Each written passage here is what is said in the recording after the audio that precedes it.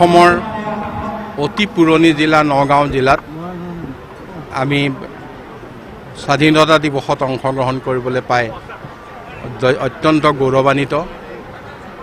যিখন জিলাত গুৰুজনাই জন্মগ্ৰহণ কৰি অসমৰ সামাজিক জীৱনত নেতৃত্ব দিছিল,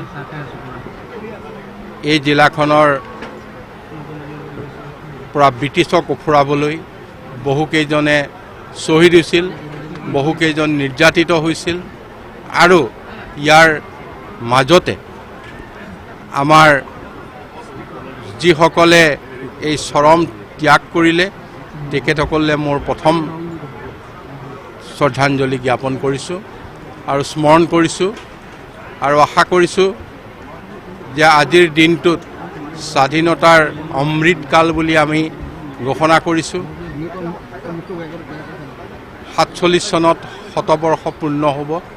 গতিকে আমাৰ প্ৰধানমন্ত্ৰী নৰেন্দ্ৰ মোদী ডাঙৰীয়া আৰু মুখ্যমন্ত্ৰী ডক্টৰ হিমন্ত বিশ্ব শৰ্মা ডাঙৰীয়াৰ নেতৃত্বত আমি ৰাজ্যখনে শতবৰ্ষৰ কাৰণে বহুকেইটা কথাত সংকল্পবদ্ধ হৈছোঁ আৰু বহু কথাত আমি আগুৱাই গৈছোঁ যে ভাৰত এখন সৰ্বাংগীন উন্নয়ন আৰু আত্মনিৰ্ভৰশীল ৰাষ্ট্ৰ হয়। তাৰ কাৰণে আমিও অংশীদাৰ হওঁ। এই প্ৰয়াসেৰে আজি মই স্বাধীনতা দিৱসৰ এই শুভক্ষণত সমূহ ৰাইজলৈ মোৰ আহ্বান জনাই মোৰ অনুৰোধ জনাইছোঁ।